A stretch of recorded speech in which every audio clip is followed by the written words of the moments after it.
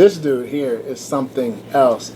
He walks around here all nice and acting like, proper. But that's who I really am. No, it's not. Yeah. No, that's who I really am. I grew up that way, being respectful and doing things like that. But then, of course, when I met you gentlemen, that's how I present myself. There you go, it's gentlemen.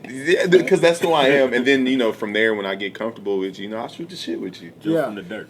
Hey. I'll get it out the mud. Hey, come on now. Come on now. Man, listen, the text messages and the DM exchanges that we have with one another, it's like no other. So when I heard him, he was all like, yes, sir, and all this other stuff. And I was like, all right, cool, that's what he is. Joe's been on our show before. Mm-hmm. And Joe was a guest host for a couple, right? Mm-hmm. And then I hear this, yes, sir, no, sir. I was like, okay, that's how he is. Like, cool, I ain't tripping on it. I heard you on, what was the other podcast? The podcast was called Something Awkward and Inappropriate. And Buddy blew my mind. I was like, that was our reaction. Yeah. Because this is him. He called me, he was like, that couldn't have been Joe. He was like, no, it's him. That was I was like, Griff, you heard Joe's podcast yet? Because that ain't him. Yeah. And that wasn't him. Joe got a podcast? Yeah. See, and I kept it a secret for the longest time because of how I was talking on there. I was a little afraid to put it out there because, for one, my employer, and then people around me, I didn't want them to really that's who I am with certain people. Yeah. And, I was able to be myself, so it was a lot of fun. And then when they actually, I think Pete was the first person to hit me back. I had posted it on my story, and he was like, yo, this is funny. And I was relieved because I had just started that during the pandemic. During the pandemic, we had all that time off. I was like, you know what? I want a podcast. I had talked about that with you gentlemen, and I was relieved that they liked it and that they laughed. I just wanted people to laugh. For sure. And, at my pain. Because I was talking about some wild stuff. A little bit, It wasn't even that. I heard his opening line. I had to pause, and I was like, hey, Griff, go check out Joe's podcast. No, because when we first met him, it was a coaching gig. He reached out to join us at F45. That's where we all met. And he came in for the initial interview. Mm-hmm. I mean, he already came highly recommended, which is more of a formality. You hear that? Kind highly of thing. recommended. He did come highly recommended. Okay. Yeah. The next podcast. Highly recommended. Yeah. And then it was just a formality at that point, just so we can check the box saying that we met with him. Kind of go through expectations of what he expected or whatnot. Anyways, it was yes sir, yes ma'am, yes sir, yes ma'am. I can start whenever you need me to, kind of thing, all proper. Even when you coach class, it opens up, all proper, and then you go and listen to his podcast, and it's the first line. Wait, what? Nah, that wasn't him. Yeah, for sure. That wasn't him. But I reached out to Griff. I was like, hey, I found our third personality. Well, I'm We've been excited. talking about it for a minute. Yeah. We talked about trying to do a podcast. We found our third personality for the show.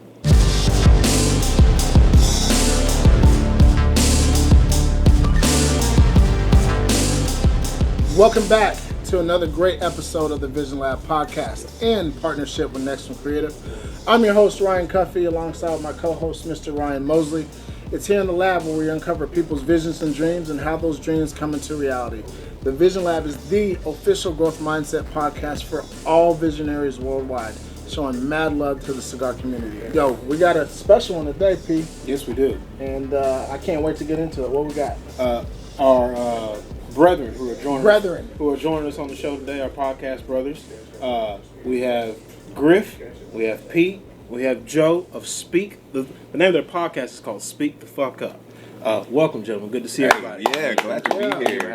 Thank you for having us. Hey, Absolutely, man. So let's get into it, right? Obviously, podcasting, you kind of talked about this before, has just exploded over the last 3 years, and particularly with the pandemic. A lot of people being, stuck at home and looking for creative outlets and creative things to do, along with the emergence of video.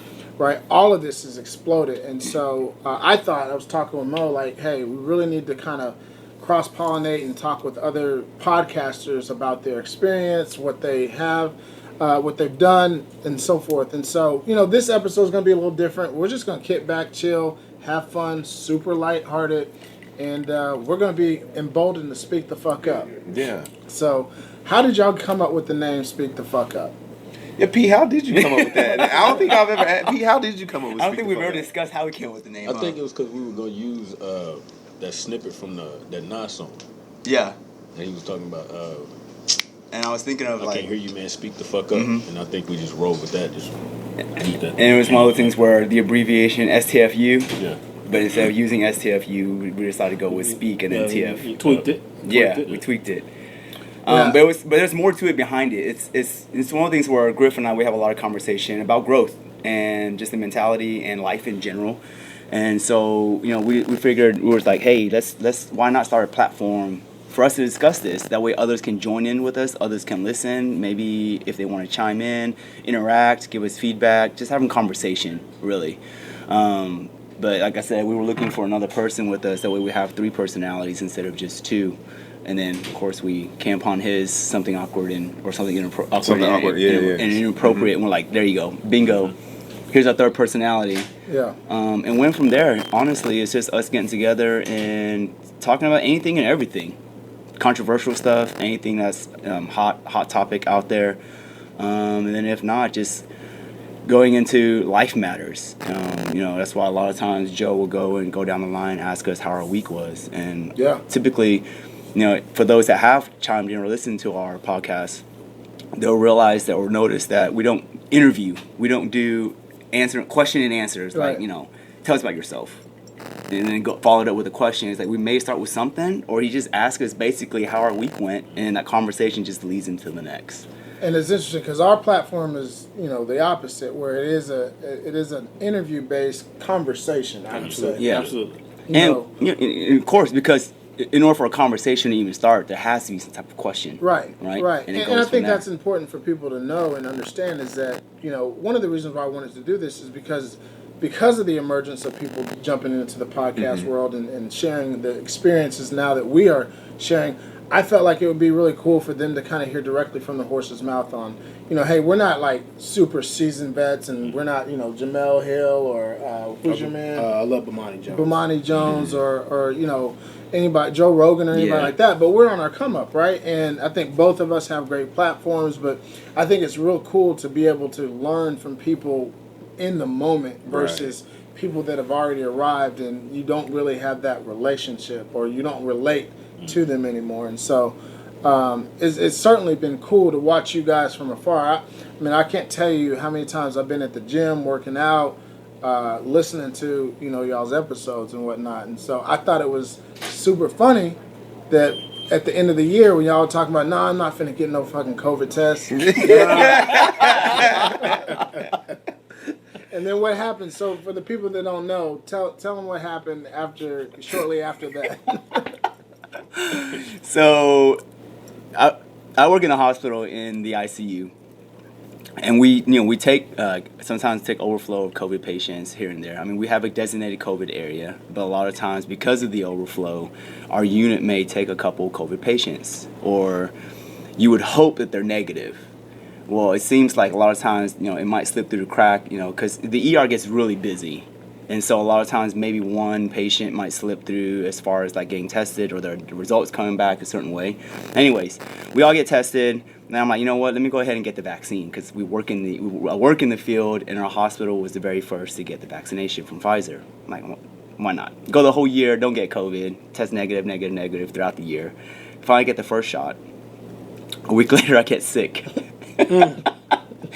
This is like the week of Christmas. Yeah. So I spent my birthday by myself. I spent Christmas by myself. But he was well taken care of. He had people bringing him soup and juice. He on Instagram with the videos. He was just fine. He was just fine. His COVID case was fine. But it's one of the things where it turns out that the patient I was taking care of before tested positive for COVID. So it was bound to happen. It's bound to happen, and it just happened to match up with the week that I took the shot, the following week later, and it's like, okay, coincidental, maybe not. It could have been a combination of both. Who knows? Either way, I caught it. Yeah. Before we get deeper into Pete's COVID Chronicles, allow me to say thank you to the gentleman who is hosting us today. Yes. And that's Mr. Jeff Davis, the astute gentleman barber and cigar lounge here in Farmers Branch. If you are looking to get a cut and have a stick and kick back and have a good time, the address is 14223 Inwood Road in Farmers Branch. The zip code is 75244. Jeff will make sure you're taken care of on multiple fronts. Jeff, we appreciate you letting us hop in here today. The OG himself. Yeah, the OG himself. Yes, And obviously we couldn't do this show without the support of Edwina Brown and the family of Blowing Smoke Cigar Lounge. EB, anything you need from us, you got it. Just make the call. Their Instagram handle is @BlowingSmoke. Visionaries, if you're anywhere in the southern part of DFW, make sure you get the Blowing Smoke Cigar Lounge. By this point, they've heard us say, Blowing Smoke enough times. If you haven't been there or haven't checked out their Instagram page, that's on you at this point. Get to it. Come on now. Y'all need to go support her. She's killing it in the game. So, well, since we are smoking, Griff, I know that you've been smoking for a minute. So what got you into the cigar world? Man, so actually, I like sitting under the wing of like the OGs, right? And what I started to notice is that a lot of the OGs smoke cigars. So I figure, what better way to get in with the OGs than to start smoking cigars with them? So, picked up on cigars, started studying, doing research on, what goes best with what type of drink and what tastes the way it, who makes whatever and all that other stuff. So, checking out other cigar lounges around the Dallas-Fort Worth area and just fell into it, man. You pick up so much from the generation before. Yeah. It's like, how can you not want to be interested in sitting under the wing of, of somebody that's spit knowledge, spit wisdom. So, it's just been a love ever since. That's been 6-7 years. Because I started smoking in the Marine Corps. And, it just never stopped. Well, thank you for your service. Yeah, and I think that's what we experience, from week to week, and it's a perfect marriage because we're smoking sticks and we're interviewing people. We're being educated on whatever specific industry that they're in, whatever job they are, and whatever job they're doing, and it's been a fun experience because you're sitting down and you're having that conversation, and so that's one of the reasons why I'm like uber excited to be here with y'all because we, as in both podcasts, actually do touch other people's lives, right? Absolutely. People do look to that. And so, when you look at that or when you realize that, like, do y'all ever reflect on, like, hey, we just put this content out there and somebody's going to hear it and it's going to impact their lives in X way? I don't know if I've ever really looked at it that way. I think the gratification comes from when you're just out randomly or something, someone knows that you have it, but when they come up to you on their own whim and they're like, hey, I listened and like I was laughing my ass off, like you're so funny, and then when they quote something that you said and you're like, oh damn, like, oh, you really do listen. The word of the day? Yeah. I haven't had the word of the day, but we do have one listener, Anita. She like is on the word of the day. Stay on it. Yeah, like she even like she she stays with it, and she got to ask me a question because that was one thing that we had done on the podcast was whoever uses the word the least and whoever doesn't use it or uses the least. Uses it the least. I was the one that used it the least, and she noticed it, and so she was the grand prize winner of asking me a question of whatever she wanted. But for me, that gratification. Like you're flattered, like like you're still humbled, but you're like, damn, like this feels really good. I'm not just like putting it out here and nobody's listening to it. Like people are being receptive to it, and it's just I get this feeling on the inside. It just feels wonderful. It's funny we're talking about this. We're obviously way past 100 episodes now at this point, but I think we're somewhere in the 70s or 80s, and we sat down with the OG Techs. And we released that episode, and one of them was like, "Yo, I'm going to listen back to that 3 or 4 times." And to his point, that was me. Yeah. To their point, like, you and I have been at this for a while, and we see people and like, "Oh, hey, we caught that," but it's another thing when somebody says, "Yo, I'm about to go back and listen to that 3 or 4 times because I missed certain things because I was just amazed at what I heard and whatnot." And so, shout out to you, Griff, obviously in regards to your support of the show. Cuff and I say it all the time. It's not about us. We're learning from the guests just as much as you, the listener, are. Yeah. Like, we're on our own personal journeys. Right. And like to wrap it all up, right? We're impacting people who are listening to us. Like we are. Some people say giving out the nuggets, giving out the game or whatnot. But the whole thing is about growth. That's what the cool part about it is about both our platforms. It's about the growth. It's about the journey and the desire to move forward versus staying stuck in place. And you guys are doing something really, really cool, and I'm just happy we could all kind of finally come together. Oh, man. You know, despite COVID and everything else, it's been good to have everybody in the same room finally. Word. Yeah, I mean, I can't, we've had a lot of DMs or people that have talked to us. I mean, we've had people run into us here, and actually the students, like, I listened to your podcast, and the one thing for me that I'm constantly always thinking about, and I want to get, y'all's take on it, is, there's a production element to all of this, right? Yeah. It's not just flipping a switch and going. So much more. And maybe you can. I don't know if we don't work that way. Yeah, we don't work that way. And Mo will tell you, I'm extremely vigilant and logical, and I want to do things in a certain way because that's the only way I want to do it. Not, almost militant, but not to that degree. But can y'all talk about what that process is like from putting a show on to the follow, to promoting the show, to the follow up, the actual publishing, the actual everything. What do y'all experience? That's all good. So I go off the experience. Production for this one has been easier because they help carry the load. So when you're that first podcast that I had started, Something Awkward and Inappropriate, I taught myself Adobe Audition. I was watching YouTube videos. I went and got a Yeti X mic USB plug-in, and I was just at my laptop for the first couple episodes. From right there, I would get done with a recording that would probably be a little bit over an hour. Then I would go home. Mind you, this is during COVID, so the gym is shut down. I don't have to work. I would go home, open the laptop up, and I would stay up till 8 in the morning editing, cutting stuff out, splicing stuff, putting stuff together. So there was a big element of detail and time that went into it.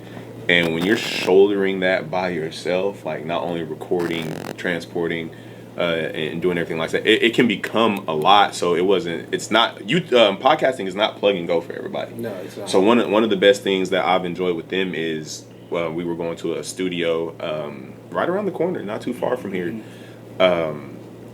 Podcast Suites, shout out Mark, Podcast Suites, and that kind of made the production element a little easier as far as putting the audio together and the visual, because we had video that we added. We launched first on YouTube, and then we started putting it on to Buzzsprout, our hosting site, Buzzsprout, to be distributed amongst the different platforms. But it's worth it if you love it. And it makes it a whole lot easier when you have people there to support you, and that one person, it's not just a load on one person. Because that first one, I was in the same direction. Yeah. You have multiple people that want to go in the same direction. I was paying for studio time, doing the editing, running ads on Twitter, getting harassed on Twitter because y'all heard the content. So I posted something, and somebody's like, "You misogynistic son of a bitch, this ain't funny." I was just like, damn, bro, I was 14 when that happened. Chill out. I'm just telling my truth. But so there is a big aspect of production that goes into it. A lot of time. You're going to invest a lot of time in this. A lot of time. That's interesting that you said that, and that you got criticism or hate through the Twitter ads. To me, that tells me that you're onto something. You struck a nerve. And that you're doing something right. If you're not pissing anybody off, ain't nobody listening to you. Right. You know what I mean? So I think that's dope. I mean, what I said was pretty raunchy. I ended up deleting it I know for future employers. I was like, wait a minute, he might be right. Let me take this one down. But no, you are right. Ruffle some feathers, and but for this one, man, it's been wonderful because we'll take a look at the numbers. And more so, I think we kind of get excited when we take a look at the regions. Right. That are, you're like, dang, France. That's what I was telling Mo. I was and I didn't realize that it would. You don't realize when we first got into it, right? And it was Guam and parts of Africa, and I was like, what the fuck? Yeah. Great. Do you know somebody over there we hadn't met yet? All that stuff. I'm trying to figure it out. Yeah. And then you fast forward it now. We'll get a DM from somebody, and I'll call and be like, hey, have you talked to this person? Do you know who this is? Because I sure as hell don't. And it'll be somebody like, hey, we're supporting the show, da-da-da-da. And you're like, well, man, like you said, you have no idea until you put it out there just how far your reach can actually go. It's a really cool thing to see. It's humbling whenever you get a complete stranger. Yeah. that messages you. We were just talking about that. I was like, hey, do you know this guy? I'm like, no, I don't know this guy. Do you know this guy? Like, no, I don't know this guy. And it's like, this guy's a complete stranger, unless they come out and say like, we never met, but listen to this particular episode or several episodes. It's helped me through some tough times. Isn't that like, crazy? Man, like, wow, we were just having a conversation. And that's why we always say, everybody has a voice, and we try to give a voice to the voiceless. And it's not that your voice doesn't matter. It's just more so that you don't have the platform to say what you want to say. Right. So, and speaking of that, Pete, I'll throw it over to you. When you are having those conversations, or you got the DM in your inbox, what is it that you're thinking on how to create more off of that, right? Like, how do I build upon, Joe Blow reached out to me from England, and I think it's dope, but how do I build momentum off of that? Now you take a look, and I guess you have a conversation with them. One of the things that Gary Vee actually said, and I was listening to one of his episodes, and he was like, one of the best ways to continue to grow as an individual or as a podcast or as a group is to interact with those that support you. Yeah. And not necessarily just letting them message you and then just ignoring it, because then you lose that connection. That connection, correct. But it allows you to reflect too, because it's crazy. I was talking to actually a listener, because we haven't recorded in a while. Like, we'll be honest, we got caught up with COVID, time, schedules and whatnot, but people are still downloading episodes. People are still listening, and it allows us to reflect. And it's like, man, a lot of these life stories or some of the conversations that we have, it's just us going through experience and just talking about it. Some of the things and that's part of another reason why we even started was like, hey, let's get a platform to where we as gentlemen can just voice some of the stuff that we're going through, or some of the emotions that other gentlemen might be going through. And so just reflecting, it's wild, and continue to build from there. Speaking of building, one of the brands that has helped us build to get to this point is the good folks at Class A Vodka. Crystal and Tim, thank you guys so much for all your support. Visionaries, we stand by the product for a reason. This is unlike any other vodka you've ever had, we promise. The Instagram handle is @Class A _vodka. That's Class A with a K. The slogan is Class in Every Glass. Make sure you get your hands on the bottle of Class A vodka. He's really good at that, by the way. I don't know if y'all noticed. They support us. We rock with them all day long, every day, man. Nothing. No notes, Just nothing. That's radio for you, though. Hey, man, I got the mind for it. Yeah. Griff, let me throw this over to you. As you look at podcasting and where it is, where do you think it's going? I think it's going to take over what talk shows used to do. Yeah. Donahue, Ricky Lake. Wow, you went back to Donahue. Yeah. Well, you got to think about it, right? They had Geraldo. Right, all of those. We know you're They had the 80s, that baby. He said Ricky Lake. but they had the whole big production, the audience, and all that stuff. We're doing it right here, right? It's easier. It's easier to get to, right? The advertising for it now, you just put it on your Instagram. You know what I mean? Put it on Facebook, whatever. I think podcasting is going to what those shows used to do, to be honest. And I think that's why everybody's trying to jump on board. What do you think is one thing people don't realize about Speak the Fuck Up that they should know? What's on your mind, Joe? Yeah, Joe's. I like it. Yeah, what is one you thing? can see it in his eyes. We're everyday dudes. Yeah. Everyday dudes. Like, it's not Hollywood, not anything like that. We go through real life struggles on our own. We have things that take up our time outside of the podcast. That that's why sometimes it takes a little bit for us to get back together, because all of us have individual things going on. I relate that to the cast from, y'all watch Atlanta on FX. Yeah. So all three of those actors, they ended at season 2, and all three of them went off and did their individual thing, and were able to do feature films and things like that. And now they're all back for season 3. So it's a beautiful thing. I feel like we don't really see that. Usually see like a group, they get together, then there's the lead singer, and he goes off and does his thing, and you never hear from the group again. So with us, it's like, okay, we're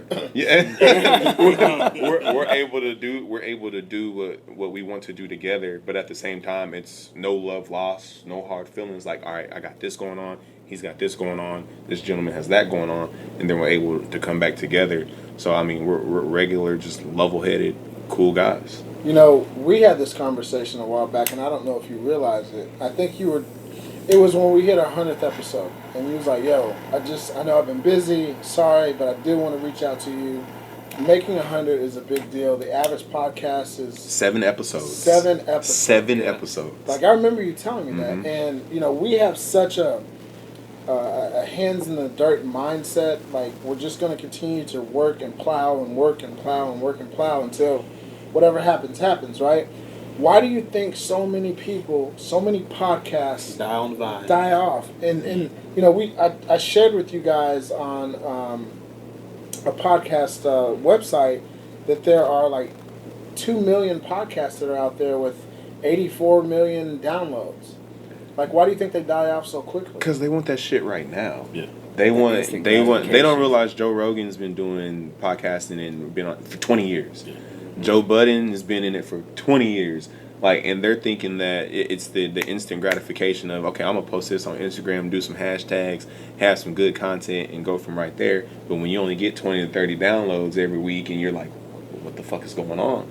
Like, it doesn't happen like that. So I think the instant gratification, and I attribute this to social media, wanting likes on photos, wanting people to repost, retweet, and do everything. Likes do not translate to downloads. No, they don't. They don't. But they think that they're going to have this just instantaneous growth and success, and they don't realize, like, it takes time. Well, and it's funny you mentioned that, because I think that same article says something like DFW, and it's just the bubble of DFW.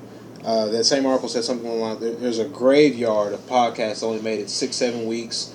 You know, you just look in there and be like, oh, this is a great podcast, and 3 months later, gone. Mm-hmm. And then to your point about the downloads part, I think it's Jesus Amaro. Mm-hmm. I remember I watched the interview with him one time, and they were talking about, like, it took them like 4 or 5 years before people really took notice of him. And he was like, man, people say, well, you know, you guys overnight. He was like, nah, man. He was like, we had plenty of days we put episodes out on YouTube, and we look up, and 3 weeks later, we got 50 downloads. Mm-hmm. Or we put a podcast out, 20-something downloads. He was like, it's going to test you to figure out, like, do you really want to do this? Like, to your point, the instant gratification of it all, we call it the microwave society. Yep. Like, and that's I tell Cuff all the time, like, our thing, what's going to separate us is we're willing to put our hands in the dirt, and people don't want to do that anymore. Yeah. People just want to, like I said, fly by night. Yep. Let me drop a little salt on it, a little sugar, and I'm good. Like, it don't. If you want something that's going to last long, you're going to take a while to get it built. Mm-hmm. Y'all all look like y'all played a sport at least one day in your life, right? been to a practice, right? So when I hear Mo talking, what it reminds me of, or what I think of is, you ever been in having to do suicides, and coach is like, back on the line, right? And you got that one guy that just every fucking time, like, he's gonna put his hand down, and he's ready to go no matter what. You could be at 1 or you could be at 100. He's gonna put his hand down, ready to go. I feel like we're that guy. Yeah, we're that guy. We're gonna keep showing up. We're gonna keep putting our hand. And we've been fortunate. Like, again, we haven't arrived, but we certainly have picked up a lot of steam. I think you guys have done the same way. I'm really excited to see you guys continue this and do more. I'm a big fan of what you guys do. But I think there's so much merit and so much value to just keep showing up. Because sometimes it becomes a battle of attrition. Like, who's willingness to stand in here? Yeah. Like, sometimes in life, it just really comes down to who's the last person who's going to fold up. Like, if there's 10 of us in the room and I just refuse to be I'm going to be the last one standing. Like, no matter what happens, I'm going to be in here when it's all said and done. That person gets rewarded, and that's part of my mindset on, like, multiple things. Cover already knows this. Like, if I say we're going to do something, then we're going to do it until something comes up to where, okay, we can't do it. But I'm all about being the last man standing. I don't care. I will exhaust all avenues. It does not matter to me. But I also feel like a lot of people tend to drift away from themselves, like not being true.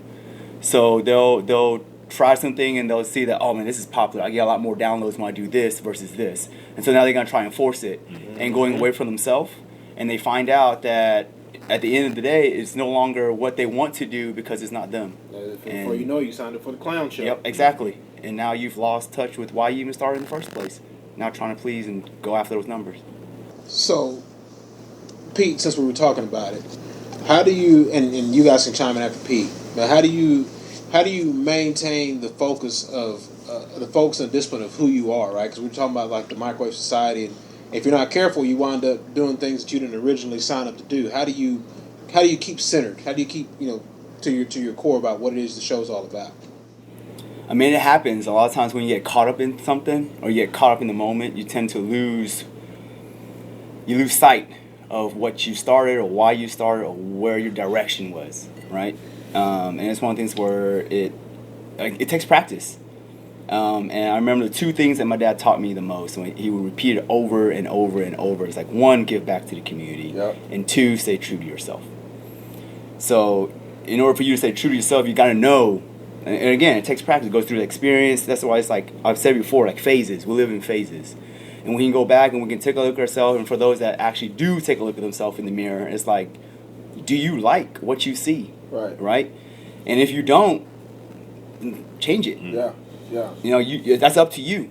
And that's where reflection comes into play. So to answer your question, it's like, okay, do you like the direction where this is going? Or have you kind of veered off because you got caught up in the moment, or you got caught up in the likes or the algorithm that social media throws out? Algorithm's a monster, right? Yeah. And people are trying to chase these algorithms, and it's like, okay, well, wait, time out, pump the brakes. Like, wait, now you're going away from what you told me where you wanted to take this in the first place. And it's all about accountability too. Having partners or having those that you work with is like keeping you in check. It's like, hey man, wait, this wasn't the direction we were going with. Are we changing it up? Is there a reason for it, or what are we doing? So I love that you said your dad taught you about giving back to the community, and we're excited because literally in a couple months, we're about 60 days away from our second annual TheVisionLab podcast golf classic that benefits the Leukemia and Lymphoma Society of North Texas, as well as the Alzheimer's Association of Greater Dallas. And this year I'm really excited because last year we didn't have an opportunity to do it with the golf tournament, and that is give back to schools. So this year we're going to be putting money on lunch cards for kids that are less fortunate. So to all visionaries that are golfers that are in the DFW area, or if you just want to come down here to DFW and meet us and talk to some of the sponsors that have been supportive of us for the last couple of years, come on down. June 19th, it's a Saturday, Father's Day weekend, also Juneteenth. Irving Golf Club, 8:30 shotgun start. We're going to have a lot of fun. Got a lot of sponsors lined up for it, and be tuned in to the Vision Lab because we're going to be dropping some sponsorships that have taken place and secured, and really, shouting out those that are supporting us. So make sure you guys come out and get around the golf, and it's going to be a lot of fun. And yes, there is prize money for the winners. I got a question about it literally last night. That's like we talked about it last night. Yes, first, second, third place, the different flight levels, there will be prize money.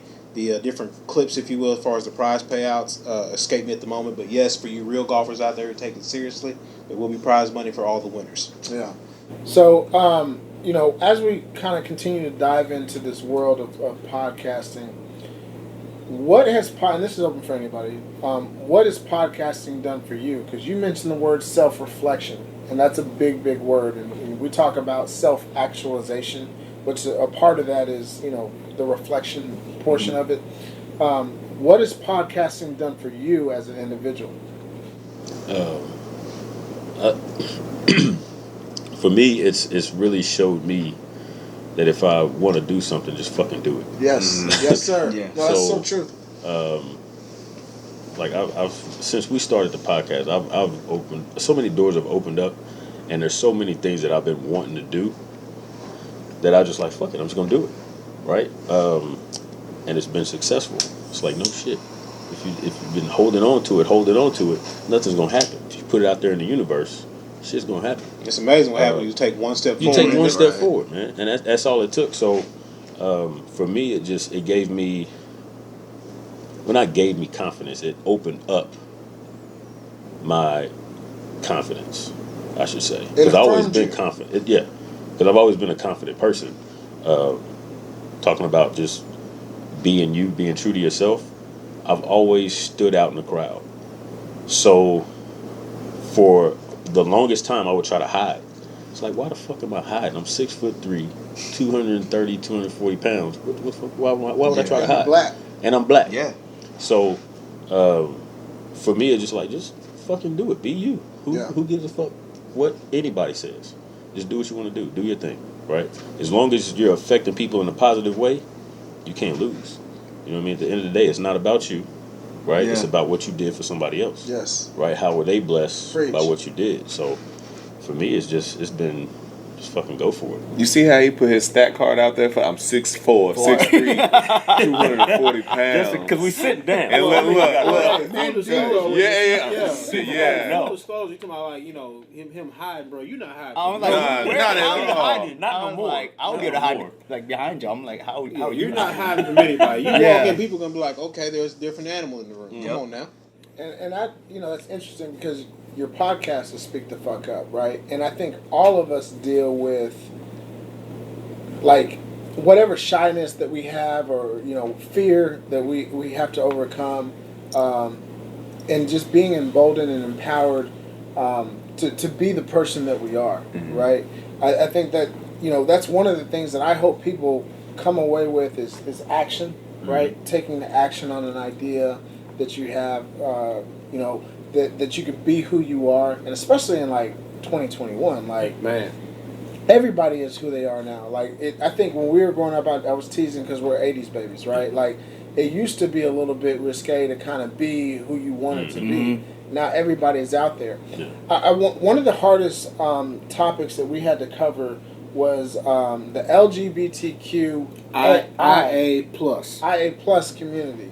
Yeah, Exactly. We thought the same thing. Not trying to offend nobody, Yeah. you know what I mean? But that was a tough episode for us to do, not because of our guest. Like, she was absolutely incredible, amazing. Shout out to the beautiful Erica Warren. Gorgeous. It was an absolutely amazing episode.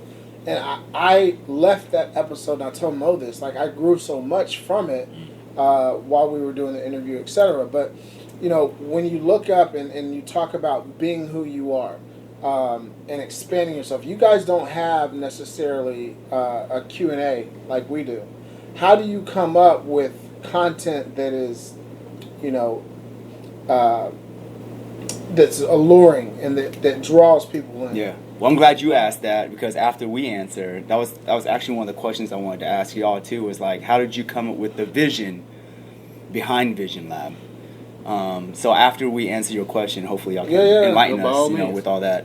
But for us, because we also had Stephanie Rosales come on to talk about her life and how she transitioned and coming out, because she lived through college, trying to fit in, figuring out herself, and then it got to the point where she was like, no, I'm done. Like, I'm done doing that. I'm gonna be who I am. But for us, it's like I said, ours was more conversational. So we try to find something that a lot of people can relate to, or maybe have questions about, stuff that may be on their mind, or stuff that they've held in, and they just want to talk, like just have a conversation. Just vibe out. Yeah, and so we'll find people that we know just from local community. It doesn't even necessarily have to be a quote-unquote celebrity, right? We don't look at their followers. We're not like, oh, this person has such amount of followers, let's bring them on so they can get exposure. It's one's like, hey, who do we know? Or do you know somebody, that's dealt with this? Or do you know somebody that's dealt with this? Or if I know someone, like, hey, guys, how do you feel about this person coming on? This is their background. This is their Instagram. If you want to take a look into them and bring them on, just let them tell their story. So for you guys, and the theme is consistent. It's about the content and how we can drive that content, not about what the content can do for us. Right. And a lot of it could be backed by, anything that is like a heated topic that's going on. Or anything that it doesn't necessarily have to be like right in that moment, but it's still lingering, and we'll be like, hey, I know a perfect person that we can have a conversation that has been directly affected by this.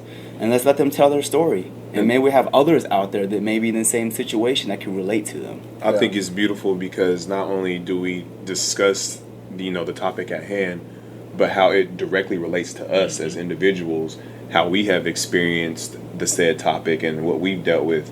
Like we had a thing where we talked about I think like interracial relationships.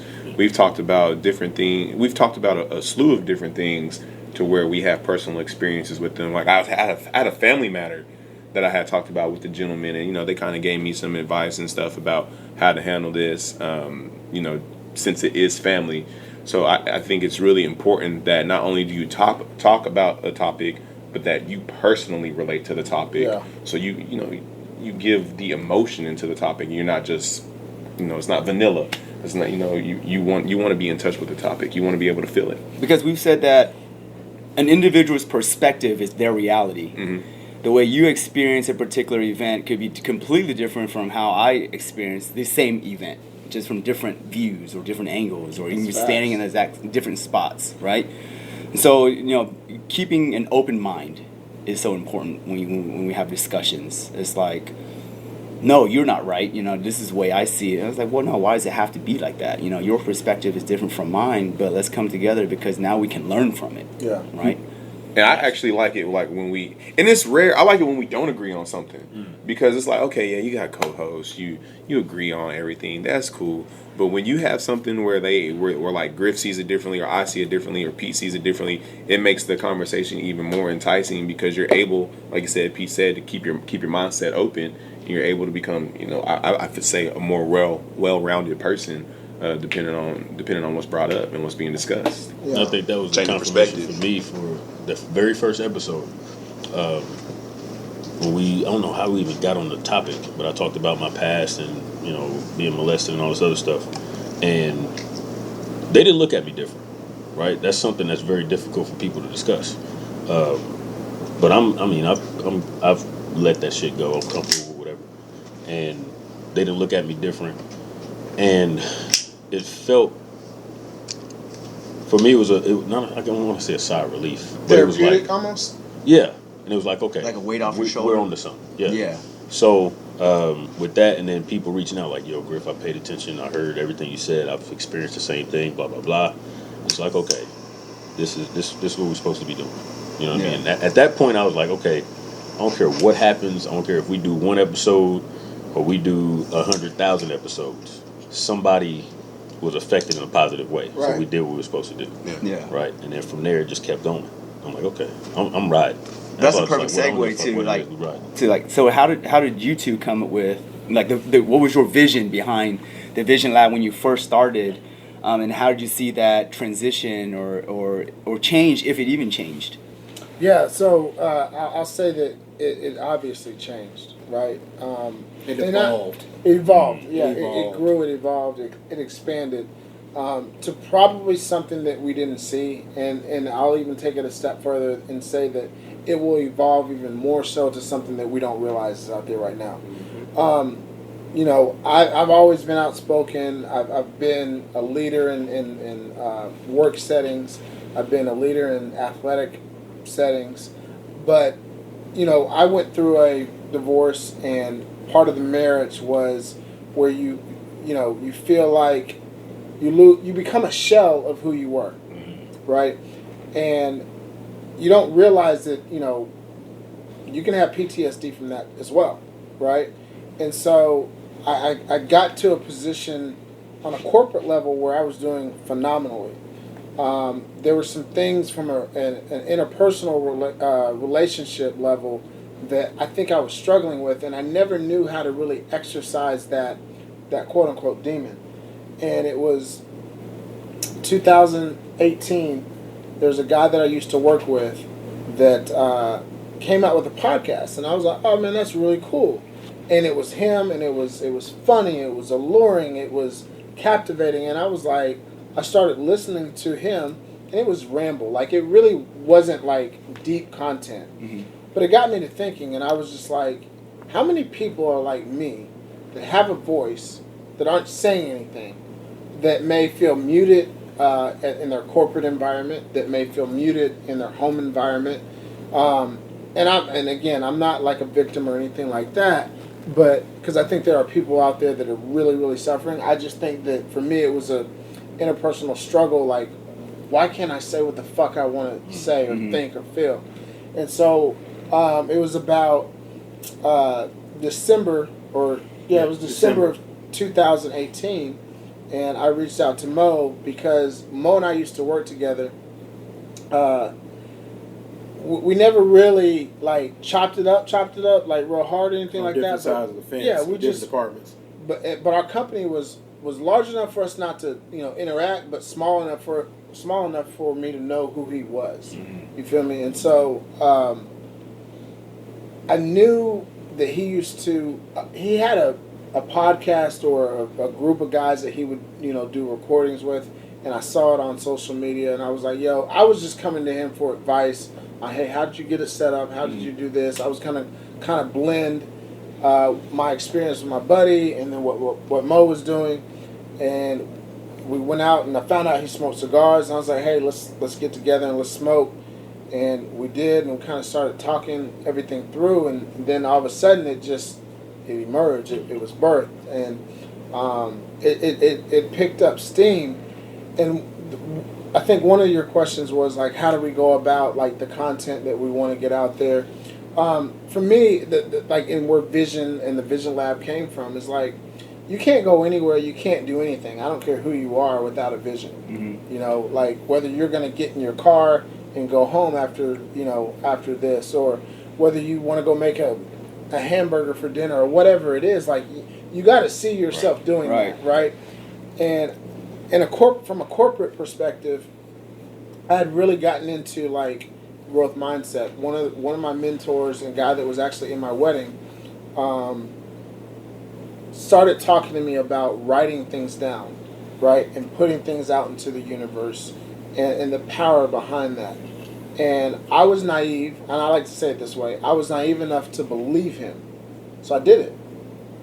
I looked at him, he was successful, he did, he was, making good money, etc. And so if these are the things that he did and got him what he got, it makes sense to follow him, right? Or do those same steps. Mm-hmm. So I would do that, and I really fell into this rabbit hole of mindset. And then I found I found Tom Bilyeu, Impact Theory, who and I'll ask this question later, so I'll prep y'all for it, but from a podcasting interview-based style, he would be an icon or a mentor, if you will, a virtual mentor, right? And you start to like grab Napoleon Hill, and you start to think about all these different people that have written growth mindset books, and Carol Dweck, and who wrote a book about mindset, and you start pulling that all together. And I said, we like cigars.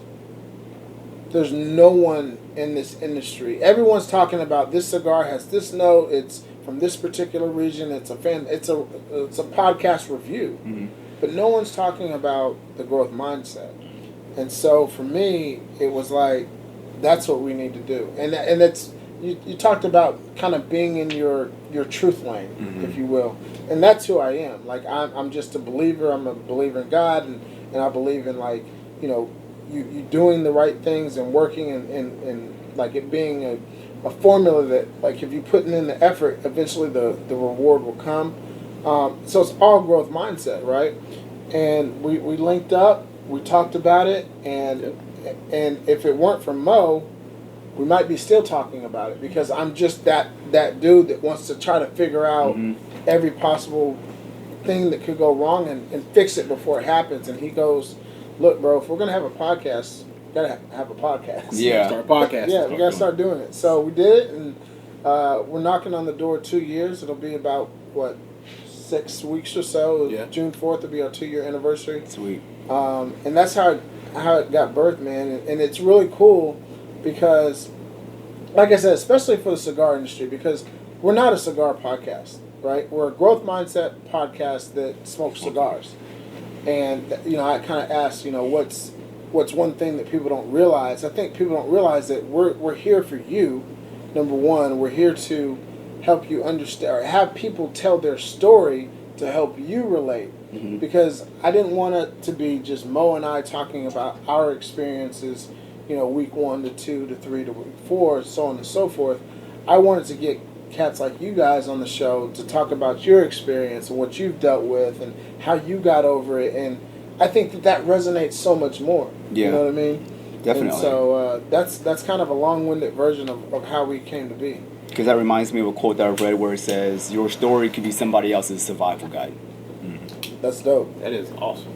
You you have a background in communications. Absolutely. You worked at ESPN, correct? Correct. Yeah. So, where were you working at? Where you two were, and how did you get away from communication? So here's the thing, right? So we were working at the same sales organization. I think you came on a little bit after I did. Yeah. But the thing is, like, like anybody who like really knows me, like there's a part of me that doesn't have an off switch when it comes to like, okay, I'm about to get this done. And like I'm currently in that phase now. He can tell you about it off camera. My wife will tell you, like, there's a part of me, and it's a gift and a curse, right? I don't have an off switch. And so when I started working at this marketing company, I would do overnights.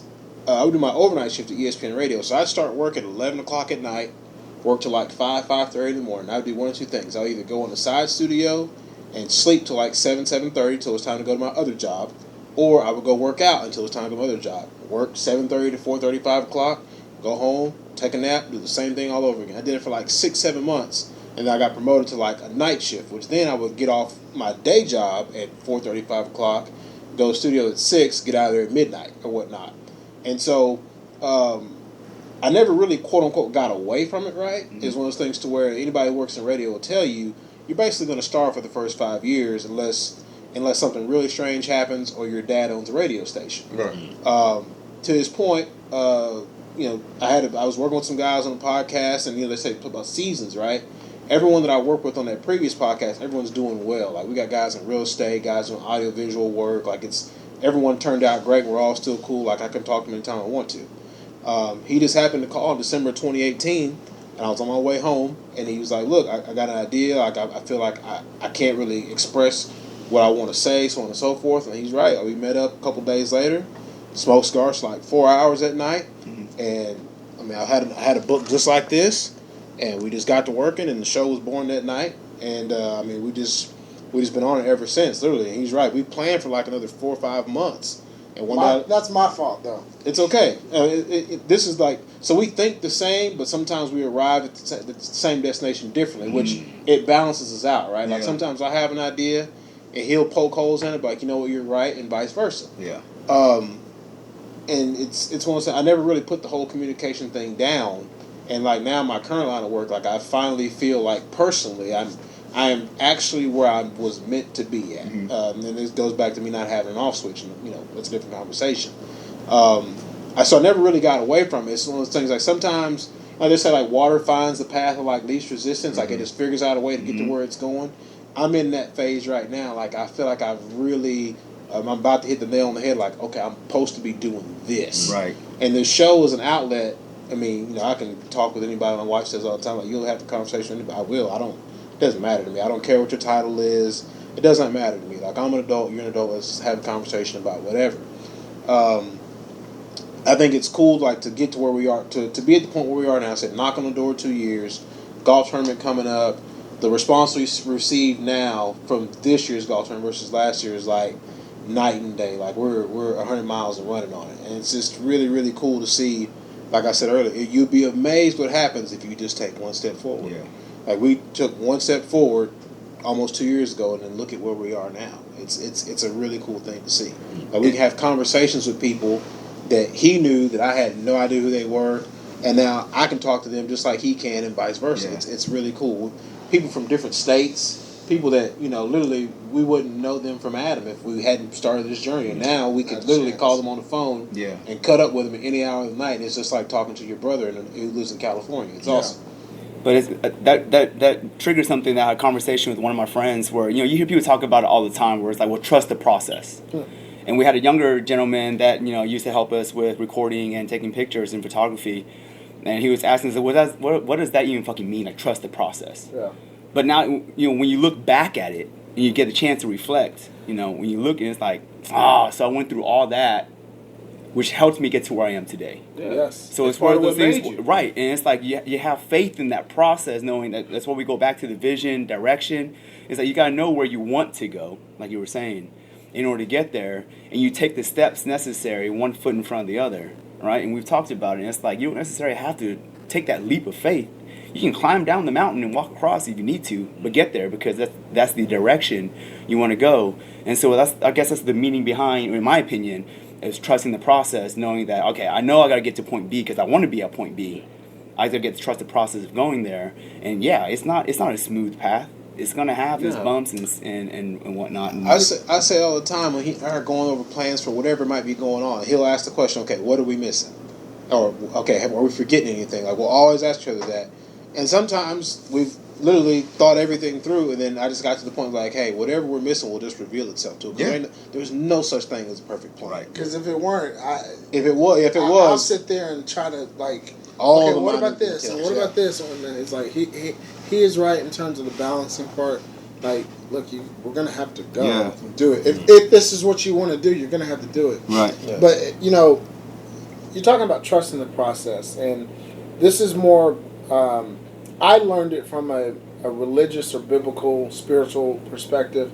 And there was a guy, and I don't even remember how many years ago, but he was talking about faith, right? And I'm a big believer in faith.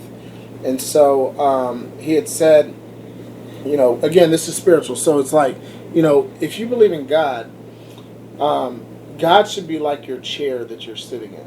You never question if that chair is going to hold you up when you sit down. Never. You don't ever get down and be like, all right, you may check to see if it's dirty.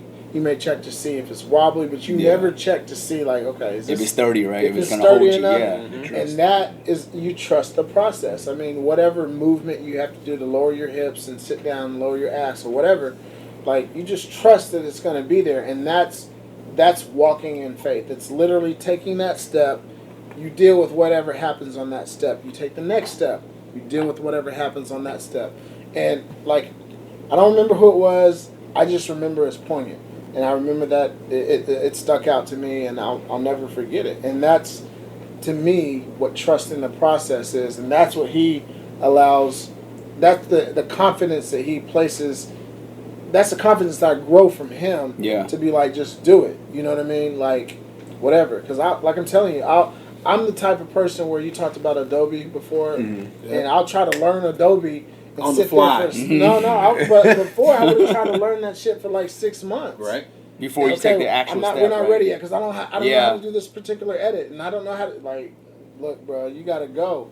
And that's the message that we often, because we interview a lot of entrepreneurs and a lot of people that are self-employed, and at the end of the day, man, it's like, they all say it, like, at some point you just got to go. But you can appreciate a person like that pushes you to that point. Because I have a friend like that too, and I see, for me, like, I've realized, because they pointed it out, I was like, man, Pete, you're the creative guy, the guy that comes with the ideas, but you sit there and you analyze the logistics without doing it. So you could be talking about it for a whole year, and that year has gone by when you could be doing it for a year. It's the balance, and then fixing wherever you need to along the way. Yeah, like he's great at the details, right? Like, I'm okay with details, and my wife will tell you, like, I'm okay with details. Let me know, like, I can handle the cliff notes, but, like, the minute things, okay, this needs to be executed like that. That's his department. But at the same time, he can, the whole paralysis by analysis. So, like, that's the balancing act of it all, right? Like, like the golf tournament. I don't know anything about, like, planning a full-scale golf tournament, but literally it's me and him. Mm-hmm. So he can handle, okay, we're going to have flight levels, this, and the third. Okay, I'm gonna get X amount of players to this golf tournament. I mean, it's the yin and the yang of it all. Like, I think it's a perfect blend. I really think it is. Man, that's great. Y'all spending some shit today, boy. But that reveals our ability to adapt, right? So it's funny too, because we talked about Legionnaire games or whatever. So I've always wanted to do this fitness competition, based off of kind of like an obstacle course, but lifting weight, right? So I've been wanting to do this shit for a long time. And I was sitting on it, like, I don't know if I'm ready for it. I need this person to help me do this. I'm gonna need somebody to help me do this. And this is why I smoke cigars. I'm sitting with my boys that I smoke cigars with, and this comes up about me doing the Legionnaire games. And so I'm like, yeah, I want to do it. And I'm like, but I need somebody to help me with marketing. I need somebody to help me with setting up this, setting up that. He was like, Griff, just fucking do it. That's right. You got the idea for it. You got the passion for it. You're in the space to do it. Just fucking do it. So then I was like, all right, go bet. I'm going to do it. And I started it. And now we're at I'm at the halfway point with it. but it started April 1st, and I'm doing it till April 30th. And I'm like, damn, I don't have as near as many people as I wanted signed up. So I'm worried. I'm like, damn, should I just cancel it? Should I postpone it? And everything everybody's saying right now is like, just fucking keep going. You already started it. Yeah. Finish what you start. I say it to my clients all the time. Finish what you start. It's so funny So that now you I'm can preaching tell myself. other people to do stuff. And But when you it comes can't- down to you doing it, you Sometimes, question man, everything. we've learned it from all of our guests. Like, if you got an idea, and if it's in your gut, like, I can do this, man, look, you can get stuck in the planning phase. Sometimes you just gotta go. Just fucking do it. You just gotta go. Like I said, there's no such thing as a perfect plan. There isn't. A perfect plan doesn't exist. Even Bill Gates and Steve Jobs and all that great plans, but they had to tweak stuff and maneuver things along the way. You just gotta go, man. And it's, don't get me wrong, you gotta have some type of roadmap or guidelines. Right. Yeah. But ultimately, the guy who, when Henry Ford built the car, he just said go. He didn't have everything laid out from Jump Street. It's not possible. Look at the Wright brothers. Right. How many different versions did they go through before they got a working plane? Yep. Yeah. Come on, man. Yeah. You may not have the competitors you want this year, but once you get that going and people see that, I was like, man, damn, why didn't I do that? Why didn't I sign up for that? And then next thing you know, you have twice as many competitors, just like they were talking about their golf tournament. That's just crazy. And how the night and day from last year to this year. No, it's been awesome. It's really been, people have gotten behind it. The response has been so much better. And it's not the fact that people didn't believe, people didn't know last year. And then with COVID, everyone in freak out mode because of COVID. And now this year, it's a lot easier phone conversations to have with people in regards to what we're trying to get done. It's tough to get out of your way sometimes to be able to execute the things that you want to do for yourself. I can relate to what Griff is doing because I have some personal endeavors that I had wanted to do, but I was worried about a plan, and then on top of that, I was worried about what other people would think about me. So it goes back to the podcast. I didn't want to release it because I don't know what people are going to think about me. But what the point of the podcast is for people to hear you. But it was more so the people that I knew. I didn't want them to think about me in a certain way or to have this over me. But as I've gotten older, I say older, y'all are hella older than me. Whoa. Y'all are way older than me. I'm talking about Phil. That was his opportunity to throw us in That was his opportunity to jab. Man, y'all, so it was one of those things. Yeah, just a little elder. See, It was one of those things where I had to stop caring about people caring or thinking that people care. And normally people don't care what you're doing. You think you're not the star in their movie. Everybody's living their own life. Nobody's just constantly watching you and just being like, oh, that's what they're doing now and doing things like that. So I had to get out of my own way to pursue the things that I wanted for myself. It's crazy that you said you're not the star in their movie, because that's so true. And I think that you get so wrapped up in your own head thinking that, what if Griff thinks this about me and Pete says this about me and Joe doesn't, at the end of the day, Joe, Pete, and Griff, they got their own shit to worry about. And they may see it and laugh or whatever, kiki, and then go on about their business because it's not that serious. Yeah. You know what I mean? And I think that's huge, man. I hope you graduated and you've grown from, giving a fuck about what other people think. Now, as long as it's not something that's hurtful or harmful to somebody else, right? But if you wear that don't be ugly hat and you're worried about what somebody's gonna say, who gives a shit? Yeah. You know what I mean? I think somebody broke it down where they're like 98% doesn't even care and 1% hope you fail and the other 1% is actually supporting you. So do what you do and just, man, go for it. I think that's the biggest thing we've learned in regards to everyone we've talked to. There's some element of, man, look, at a certain point, you either gonna jump or just sit there and just look down. You gotta go. Let life pass you by. Yeah. And I think that's kind of, I don't want to use the word fear, but trepidation, right? You don't want to look up and say, well, fuck, man, I'm 75 and I coulda, shoulda, woulda, and I think people, Drake came out with 2010 with YOLO and that became the thing because, everybody lived for that particular moment.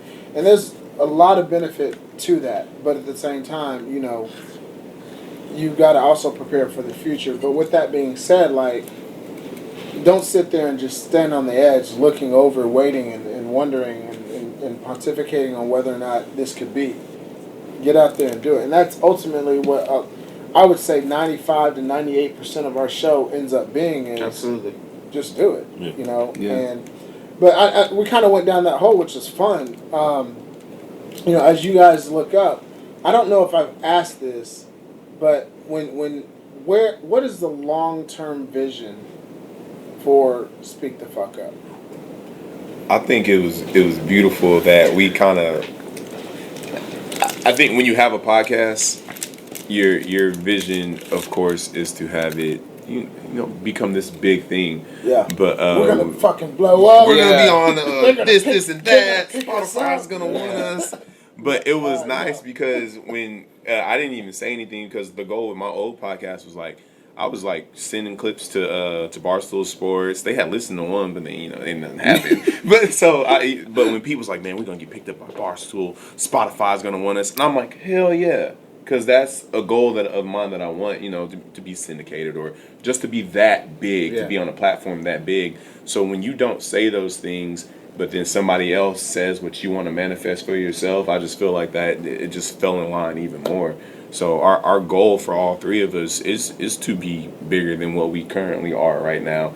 And it was never like, well, what's the goal? And then everybody sits back and gets quiet. Yeah. And, I feel like people, when they start something or what their goal is, they try not to say the biggest thing because they don't want to seem cocky or like they're not humble. But when Pete came straight out and said, we're going to be on Barstool Sports, I was like, fuck yeah, Pete. Hell yeah, we're going to be on Barstool Sports. So, we all had the same vision about what we wanted for the podcast from right there. It's like we joke about it, but we're not joking about it. Yeah. You throw it out there in order for you to manifest from there, and it's like, okay, what do y'all think about this? And I was saying, if you look at daytime TV, just as an example, you have all these female-hosted shows that they're able to talk about their emotions, their feelings, some of the hot topics, what's controversial, what's not controversial, and you think about it, it's like men don't really get to, well, not necessarily get to, they a lot of times choose not to because of societal views. It's deemed as quote-unquote weakness. It's like, well, you all up in your emotions and kind of stuff. And it's like, well, damn. The last I checked, men feel too, right? I'm human. Right, Yeah. exactly. I bleed just like you do. It doesn't mean I don't have emotions either. And it's like, why can't we talk about some of this stuff? Why can't we talk about controversial things or non-controversial things or some of the hot topics out there? Because our perspective and our views is going to be completely different from a female. So it's like, well, damn, why can't we have a daytime talk show? And that's kind of where the wavelength, and I'll talk to you guys about this offline, but, I think there's some merit to that. You know what I mean? And not just male or female, right? Like, it's just, the podcasting world is changing the way that people are consuming content. Right? We know that there's only 24 hours in a day, and we know that you can only give your attention to one thing at a particular time, right? Like, I can't be watching, I can't be working and listening to a TV show and watching a podcast all at the same time. Like, one of them is going to get my attention for that particular second. Now, it doesn't mean I can't multitask. That's not what I'm saying. But, like, only one of those is going to get your attention. So, as this thing continues to evolve and grow, what do you think are some of the things that separates, like, Speak the Fuck Up in terms of your content from every other podcast that's out there? I would say our personal interaction with the topics. That's one thing that separates us. I would say the humility that we have when it comes to certain things. I know that we have personally. I know I can speak for myself on this one. Like, I personally dumb some stuff down because you don't want to like say the wrong thing, or I don't want to put too much of my personal life out there. But we try to be as relatable as possible. Being millennial men are, well, Pete, you're not millennial. How are you? See, it's another job. There you go. Millennial, Gen X. I think he's Gen X. think he's trying to be smooth with it. And that was a good thing too. Our age gap between us as well. Because it's your gap. Your gap. It's in your head. Yeah, because I have a aspect. Ooh, watch out! Come on now. So that's an inside joke. I know. One of their shows. Yeah. So I think having the perspective of myself and having the perspective of Griff and having the perspective of Pete, because we're relatively close in age, but we all have different socioeconomic backgrounds, how we were brought up, the stories that we have on the podcast. about being punishment when we were kids, and Pete's talking about the punishment that him and his sister went through when they were kids. Like it's just. I learned a lot from the episode where y'all talked about, you and your fiance talked about the Asian Asian culture. They don't play. No. And I think your fiance had said something like, maybe she had walked out and her mom was like, "Is that what you're wearing?" Yeah. So no, I think it's right, man. Like, we all come from so many different backgrounds and have so many different experiences. And I've told Mo this. I think everybody is a byproduct of three things: your environment, your experience, and your exposure. Mm-hmm. That's who makes up who you are. Mm-hmm. Those three things. Now, as you were in the military, you 5 a.m., 4 a.m. ain't shit to you. Okay, if I gotta get up and be up, I'm gonna get up Well, and it is be. now. If I don't got to, I'm not. But if I had said, "Look, Griff, we up at 4:00," Yeah. all right, it is what it is. Mm-hmm. And he'll party his ass off till 3:50, get 10 minutes, and be up at 4:00, ready to go. Because guess what? That was his experience. You've dealt with patience, and you probably have a softer, more caring, nurturing side, as opposed to me, who coached for a little bit, and it's like, look, it is what it is. Mm-hmm. I had, sports and athletics, until I graduated college, right? So I'm going to have that particular perspective. And we all share these different experiences, exposures, and, of everything that we've gone through, right? Because we're all products of those and the environments that we grew up in. But it's interesting, man. It's certainly interesting on having a platform where we can talk about it. And this is for anybody, what's one piece of advice that you would give somebody that's listening to this episode or watching this on YouTube? And by the way, if you're watching on YouTube and you like the content that you've heard thus far, go ahead and hit the like button and subscribe to both of our channels. And while we're on that, go ahead and drop your social media handles. For Speak the Fuck Up? All of them. It's speak.tfup. So speak and then .tf up. And then my personal handle is at The Ill Effect. The way it's spelled. The Ill Effect. Weight up, faith up, at weight up, faith up, weight like picking up weight, all one word. Clearly. Weight up, faith up. That's my personal, and for the Legionnaire Games, it's at the Legionnaire Games. And then my personal one is J.Malachii, J Malachi, 2 I's on the end. And that's where you can find me on, that's my name on all platforms. So that's how you can find me from right there. Twitter's where he pops off. Yeah, I do. But my Twitter's locked. Where he confesses his love and stuff. One of the cool things about this entire episode has been working together as a group, right? Yeah. And one of the groups that we work with and that has been steadfast in their support of us is the folks at Dallas Leaf. They're an army. We'll make sure you guys get to meet them, whether it's cigars, philanthropic events, entertainment, charity, like the whole 9 yards. If you're looking to get something done, make sure you give the folks at Dallas Leaf LLC. The Instagram page is at Dallas Leaf LLC. And speaking of Dallas Leaf LLC, we are tremendously excited to announce that Dallas Leaf LLC is the official title sponsor for the TheVisionLab podcast annual golf classic. So shout out to them. So I believe we have reached that part of the show. Am I correct? Sure. It's time what we call Land the Plane.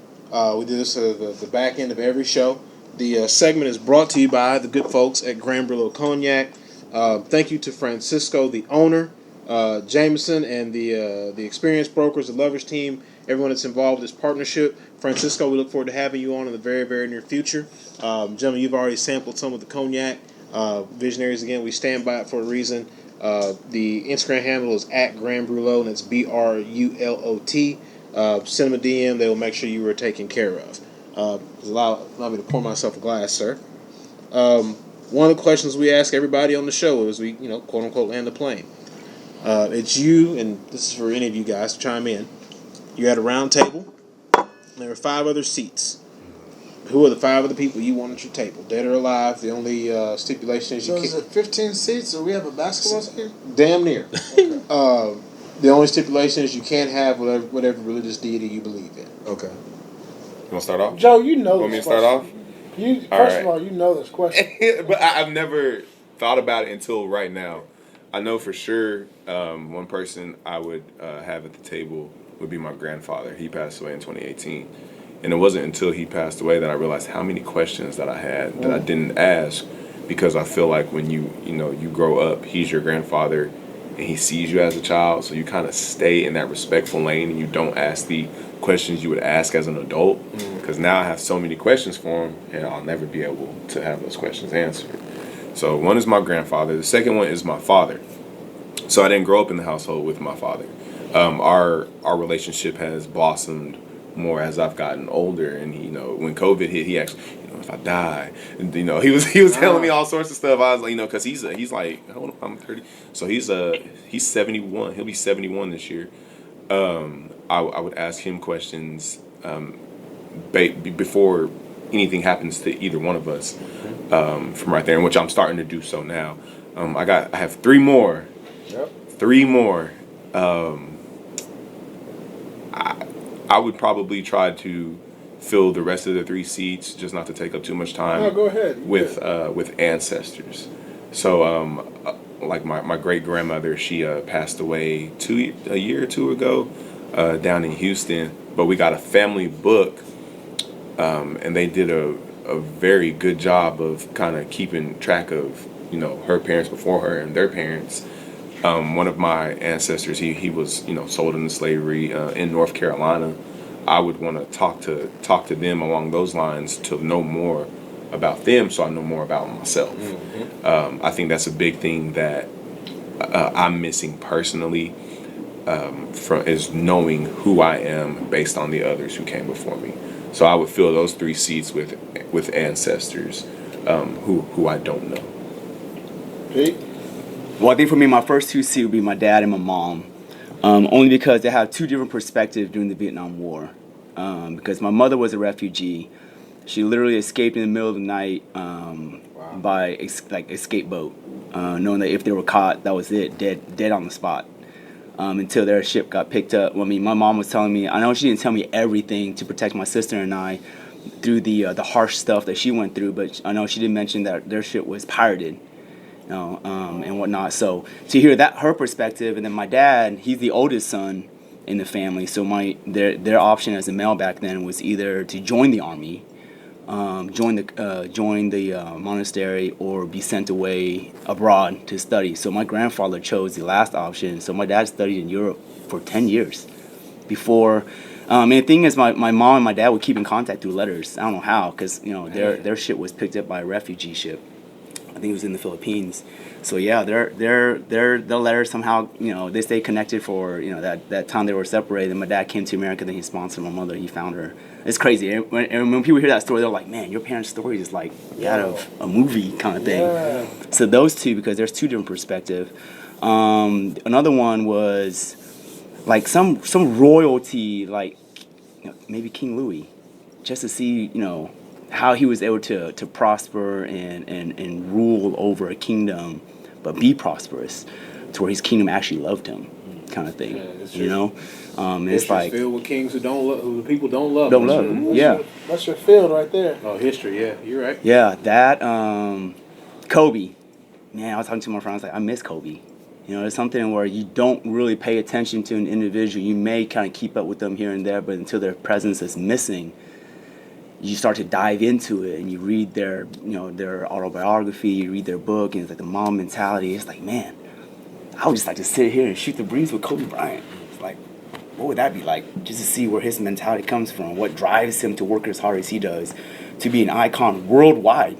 Like, when he was lost, like, it was felt across the whole world, everywhere. That's the legacy, right? You think about legacies, and it's like, man, I can't think of another example. There's other figures, obviously, but that's the one thing that comes up. And I think the last one would be my sister.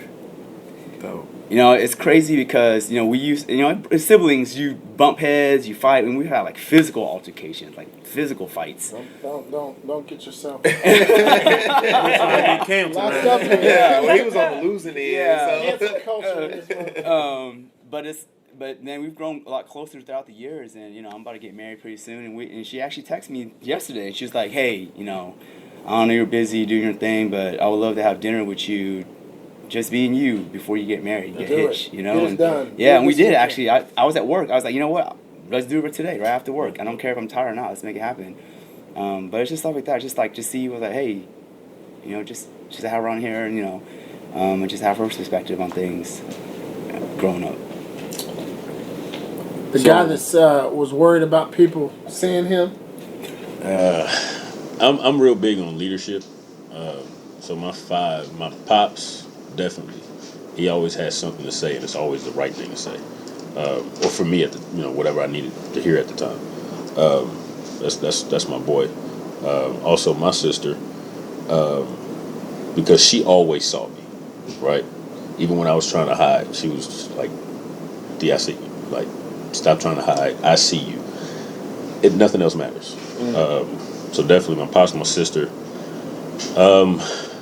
Genghis Khan and Caesar would be two of my others, just because of their leadership. Like, they built fucking huge empires. I'm like, how did you do it? How did it feel? Negative, positive, knowing people trying to kill you, this and that, whatever. I want to know all the details. Damn, that's 4. I had 2 others. And this is kind of fresh, kind of new, but DMX. Rest in peace. That dude fought with demons Forever. forever. And his way of fighting, or his way of dealing with it, was giving us some dope ass music, to where people not only, it's one thing that, he has bangers, he gets you hyped, whatever, but if you listen to DMX and what he's talking about, it's all personal. There was no fluff. He was always real, no matter the situation. So I would love to have DMX at the table to know what it felt like. How did he wake up every morning and fight those demons and keep going, and I would want to have Dave Chappelle.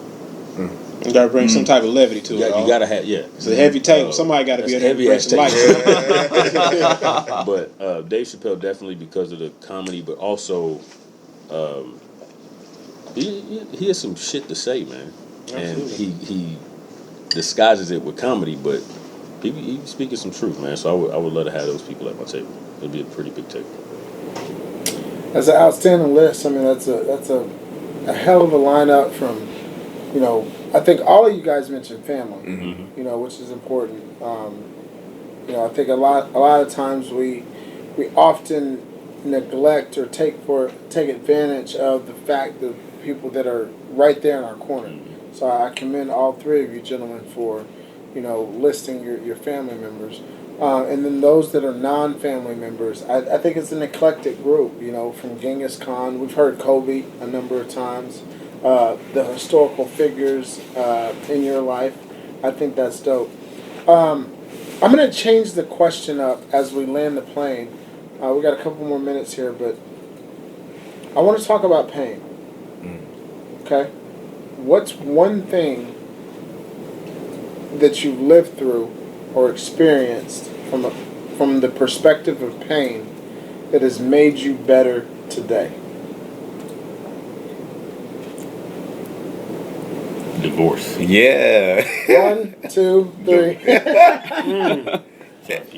Nah, you're good. Yeah, man. This is to help you. What 3,000 say? Don't do it. Don't do it. Reconsider, read some literature. But yeah, definitely divorce, man. And I know my ex-wife is gonna be watching this shit. You know how she is. She does watch. She supports the supports hell out Straight of up fan, boy. Like, but, yeah. She interacts. Where did you go wrong? Yeah. I shut down, right? Because I was dealing with the PTSD, separation anxiety. Like, we divorced after I got out of the Marine Corps. That's a long story in itself. But I didn't want to get out. I was kind of forced out.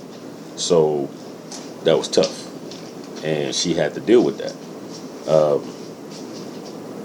So, with me shutting down, divorce allowed me, I don't know if that's the right word to use, allowed me to not shut down. You know what I mean? It's like, if I feel something, speak on it. Whoever I'm close to or the people I trust, like, get that shit out.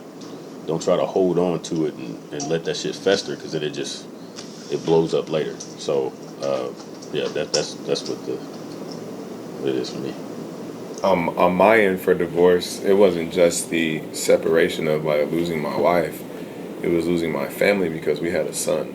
And so I grew up in a single parent household, and I knew from a young age that I was probably the only 7-year-old boy with a notebook with wedding plans. Like, what the hell? What 7-year-old has goddamn wedding plans? Oh, I'm over here like, I'm detailing my wedding out at 7. And there is Joe. But it was the want of being a father because my dad wasn't around. And I've always said, like, you know, if my father does ultimately go before me, no matter how his relationship is with his other children, my other siblings, I will always thank him for making me the father that I am. Because in his absence, whatever it may have been for, he made me a better father because I want to be there for my kid. But it was the loss of knowing that I don't get to see my son every day. I won't get to come home to him every day. The life that I wanted, that I envisioned, is no longer that. So I had to deal with a period of like heavy depression of not seeing my son every day, being divorced, and it was tough. Once I finally kind of shook myself out of there, I actually would say I got worse before I got better. I got worse in the actions of how I saw women and how I wanted to do things, because you kind of become protectful of your heart. But at the same time, I became a little bit of a shithead during that time period. So that I'm thankful, like you said, like sometimes you just got to do it, and every step forward, it made me a better person eventually. I also said, I made reference to on our podcast that you know, they say time heals all wounds, but it's the period of time that you extend away from it. So now it's like 3 or 4 years later. Now you're able to deal with it better as opposed to it just being fresh yesterday. So, but you can make it through. You just you keep waking up. Keep waking up and make the decision, make the conscious decisions that will put you on the right track. Yeah, well, mine is along the line of relationship too, because there was a relationship that ended, and of course, you know, stories get thrown around, and a lot, for the most part, people thought it was on me because of my reputation of being the player, the bad guy, the unfaithful dude. But it was actually, you know, the other way around when people finally heard the truth and whatnot. You know, it's always more than one version to a story. There's their version, your version, and the truth, right? Happened, kind of thing. But so, again, to what Joe was saying, it's like, you know, it took me a while. You know, I did my own thing for a little bit, personal growth, and then got into another serious relationship. And I still wasn't the best, you know, partner. I wasn't the best companion. Until it finally clicked one day, and I was like, you know what, man, I'm tired of my own bullshit, right? My mentor used to tell me, man, people don't change until they're tired of their own bullshit. And it finally clicked, like a light bulb came on, and it's like, damn, what the fuck you doing, Pete? You know, you got a solid woman right next to you. So then it kind of like triggered past emotions of like, damn, you know how you felt whenever you were, you know, got done wrong. Like, why you the one, you know, on the other side of the script now? So, again, it just flipped, and I was just like, nah, that's not going to be me. That's not going to be who I'm going to be. That's not going to be who I am. This isn't going to be the person that I'm going to be for this, you know, for this significant other. And so I changed, and then here we are, getting married in a month. Hey. Those are all, you know, I think pain can be a source of inspiration when you can get beyond it, right? We all have experienced pain, and all of our listeners, you've experienced pain. All of our visionaries know what pain is. So I that was a new question. I know you probably we've never talked about that, right? Correct. But I think that's when we'll start to ask a little bit more, because pain is growth if you allow it to be. And we ask this question to every one of our guests on the show. But, you know what? Before we do, let me do this. One more time, the social media handle and the YouTube channel for Speak the Fuck Up. It's speak.tfup, so speak.tfup. Okay. You guys, all of our visionaries, make sure you go out and subscribe to their channel. They've got amazing, funny, entertaining thought-provoking content that's out there.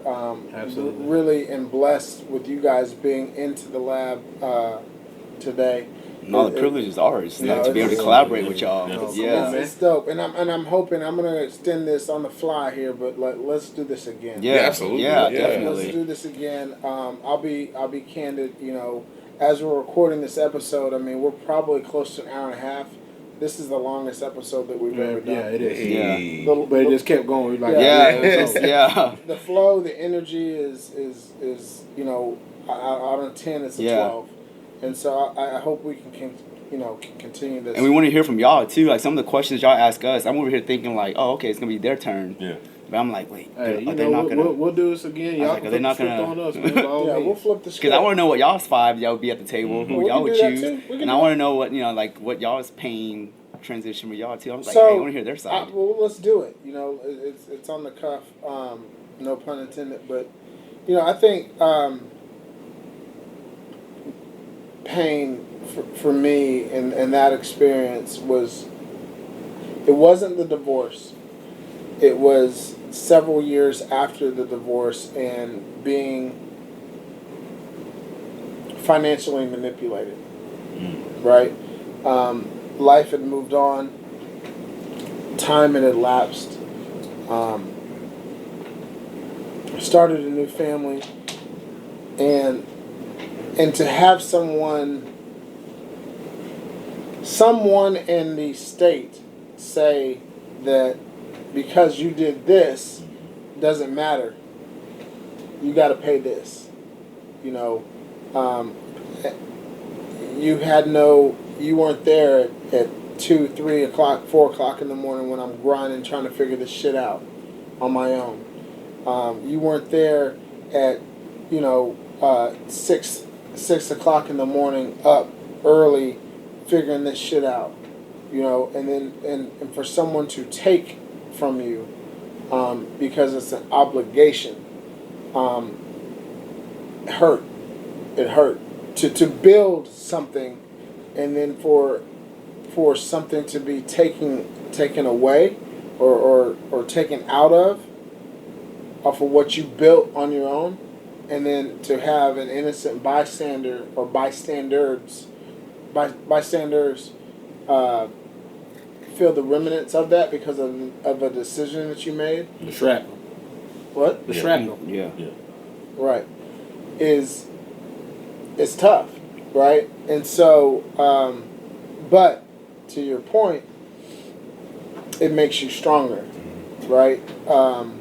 You learn, you adapt, you evolve, you grow, you become stronger, and you figure out, okay, well, if that's what this is, it is what it is.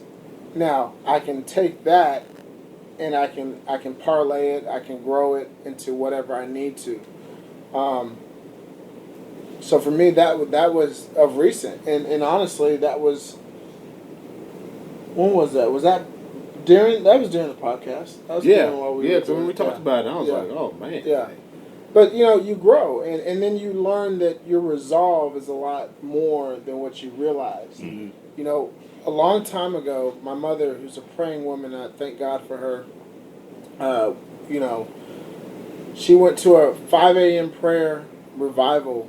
I think for about a week or 3 days or something like that. And this was when I was either in high school or I was in college, but I was at home. And either way, the revivalist told her, he talked about each one of her three children. And the designation for me was, he is a overcomer of adversity. So I'll be 40 in August. That's a tattoo that I will be getting, because not that my life has been hard, not that it's been unbearable, or that other people don't have harder lives that are out there, but I've had my own adversities, just like each one of us have all had our adversities that we've had to overcome. And when I look at that singular moment a couple of years ago that took place, when you feel like you've made it, you've arrived, and somebody just snatches the rug from underneath your feet, and it doesn't crumble you, but it stumbles you enough for you to be off kilter and for you to have to reassess, reorganize, and re-strategize how you're going to move forward. That reminds me of being that overcomer of adversity, right? And I'm forever grateful for that. I wish it wasn't my, well, let me rephrase that. That's what that particular evangelist or, whatever saw for me. It is what it is. Maybe I wish it was like, hey, he's going to be a leader of whatever, of a multitude of people. But that's what it is, and I own it. It's embedded kind of within me, and I understand now at almost 40 years old. I understand what it means to be an overcomer of adversity, and so when I'm faced with whether that adversity is small or large, I know that I can overcome it.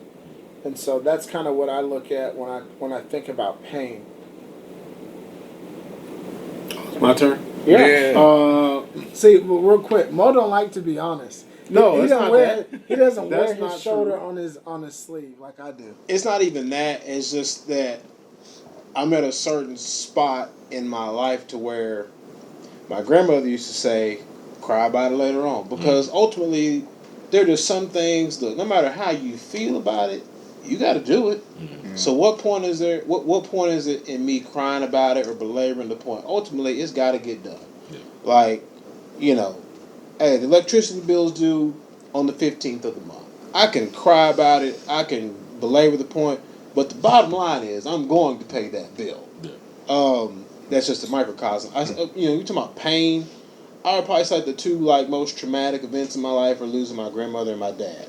I remember seeing my grandfather, the I guess you could say within 24 hours of him passing, and I knew when I walked out of that room, I knew that was gonna be the last time I saw him again. I just knew.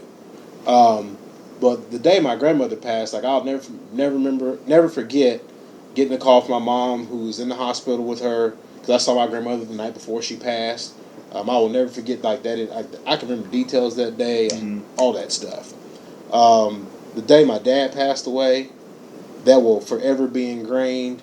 And then it'll be ingrained in my mind too. Hey man, I'm telling you. And then on top of that, I remember people were like, "Hey, are you okay?" And the thing is, I wasn't around when he passed, so I didn't get to see him until the day before the funeral. Mm-hmm. And people were like, "Are you okay?" And it's like, look, I can't say yes, no, whatever, because I hadn't seen my dad in 4 or 5 days. I hadn't seen him. And so I remember going to the funeral home the day before, you sign paperwork, make sure he's dressed up, And I remember walking into that room, I remember it felt like it was freezing cold, but it was probably 65 in the room, whatever. But it felt like freezing cold.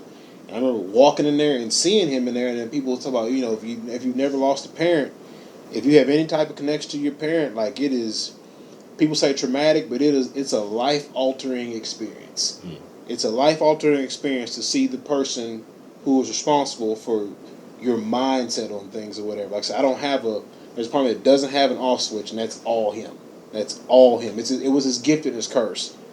And he is responsible for that. The grinder mentality of I refuse to fold for any circumstances or whatever, that's all him. That is all him to the T.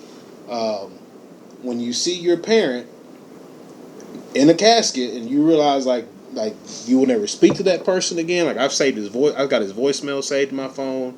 I got some of the jewelry and things like that or whatnot. But those two events are easily the most traumatic or painful days in my life. I've had a couple different jobs between the pandemic and stuff like that. But one time I called you and I was like, "Hey, I'm done working. I'm going to go play dominoes the next day." I was happy as hell. Sure did. They were like, "Hey, we're going to depart ways." I was like, "Cool. Let me go get my notebook off the desk. Y'all can have the rest of y'all stuff." I did not give a damn.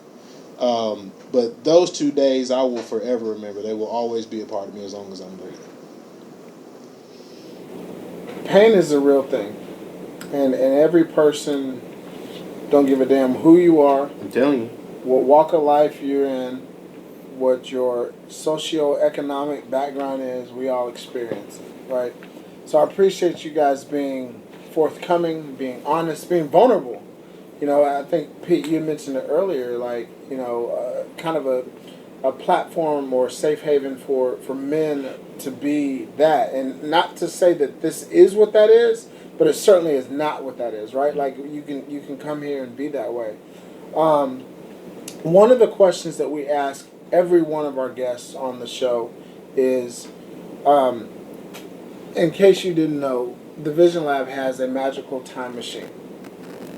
What advice would the members of Speak the Fuck Up, what advice would they be giving themselves from 5 years ago?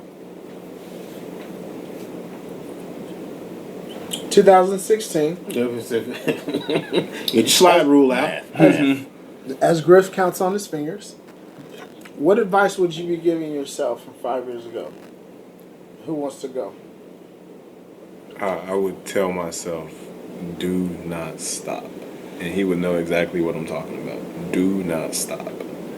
So that's what I would tell myself from 5 years ago. Pete? Probably just stop worrying about what everybody else says or thinks about you. Because at the end of the day, it was actually another. I'm a quotes guy. If you haven't already picked up on that, my friend told me it's like, those that matter won't care, and those that care don't matter. Yep. Yeah, I used to be the person that would harp on my reputation or who says something about me or does this person like me or why don't they like me kind of thing, and focus more on the group that doesn't like me and pleasing them. And it's like, why? At the end of the day, like, it doesn't matter. So yeah, stop harping so much about what people say or what they think. Like, do you like the person you look in the mirror that's looking back at you? If not, change. Amen. It's pretty simple. Stop fucking hiding. Be you. Who gives a fuck what everybody else thinks? That's baffling to me that you were hiding, especially with the military background. And the thing maybe about that allowed you to hide. And that's the thing. It's like I could, in the position that I was in, I could lead from the back because of the way I train my Marines. Like, look, don't make me have to go do the job. I'm training you to be able to do it if I can't do it. If something happens to me, you're going to have to take over. So I need you to fucking handle your business. So I was a successful leader in the background. You know, so coming out of that, I don't have Marines to lead. I got to lead my damn self. So all that shit that I was telling them, now I'm telling myself. Now you got to practice what you now I got to practice preaching. what I preach. So. I think there's a podcast within that alone. In itself, yeah. Yeah. What about y'all? Wow. 5 years ago, I think it's the same, man. Jump.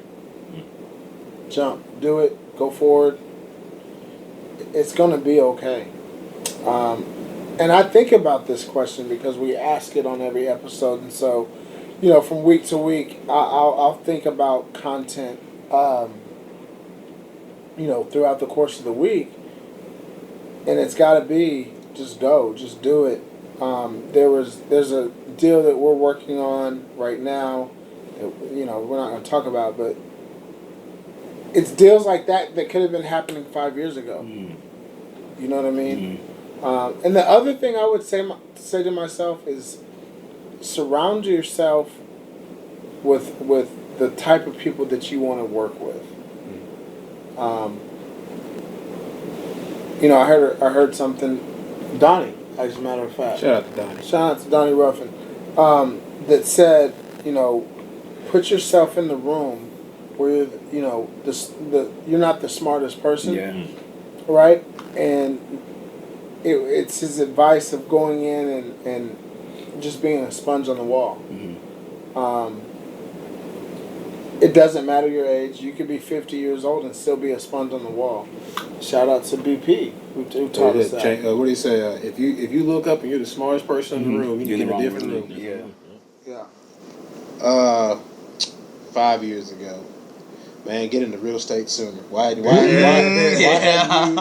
have you not discovered this pathway? That was why I said jump. Yeah. Why have you not how is it you have not discovered this pathway that fits your natural skill set sooner? You're welcome. Yes. Hey, like I'm in real estate now. Like we can have a conversation about offline or whatever. But he's the one who actually planted the seed. Like for about a year, he was like, "Look, man, I'm gonna do this," and then lo and behold, COVID happened and the opportunity presented itself, and I was like, "Guess what I'm doing now?" And I absolutely love it. Like I said, it's feeding the whole. Again, I don't have an off switch when it comes to certain things, and it's feeding that ridiculously well at the moment. And he was inspiration behind it.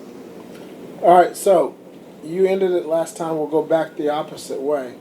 So Griff, and this is for everybody, but Griff, what advice would the older version of Griff from 5 years from now, you're 5 years older, what advice are you giving yourself today, King?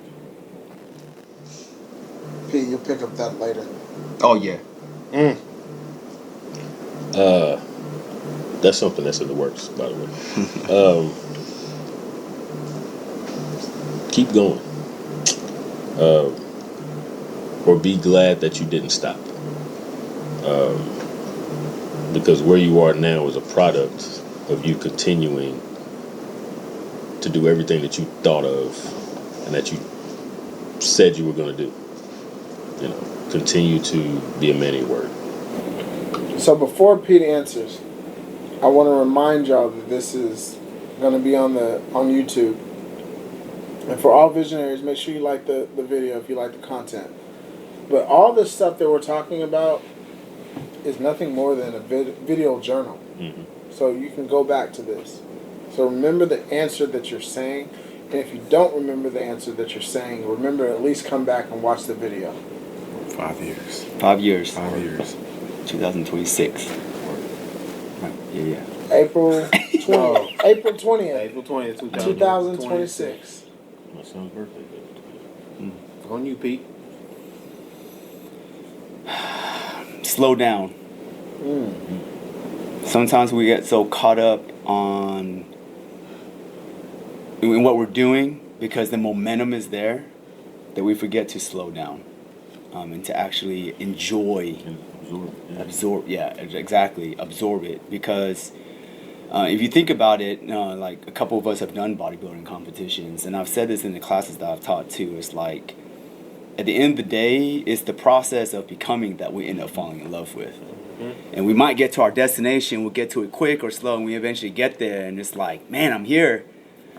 But it's like, man, I didn't even get to enjoy the whole process of getting here. Now what? And so it's like, slow down. Don't forget about those that are in your corner. Reach out to your friends. I remember watching a video of the valedictorian, it was his valedictorian speech, where he said he spent his entire high school career getting that valedictorian title. That all he did was enjoy it for 16 seconds, and he was like, all right, now what? I missed out on hanging out with my friends. I didn't spend time with my family and whatnot. And it's like, okay, so again, slow down, enjoy the process, right? The whole process of becoming. And it's like, don't forget about some of the other things in life. And yeah, your goals are important, but there are more important things than your goal as well. I would have to say, alluding to that, trust the process and remain consistent in your approach, because oftentimes you'll be taking the steps forward to get to where you want to go, but you still feel like you haven't moved anywhere and you feel like you're not accomplishing anything. I think a lot of times I put accomplishment based off of what money is coming in and doing things like that, and not everything at a point in time. You're not always going to be making the money right away. You're going to have to do things until you reach a certain level to be able to reap the benefits financially. So remaining consistent, with remaining consistent and trust the process 5 years from now, because I'll be 35. That is what. And now I'm thinking about 35-year-old Joseph. Like, all right, that's really good. Let's do this. So I know you're gonna ask me what we think. I'm gonna say, trust yourself, believe in yourself.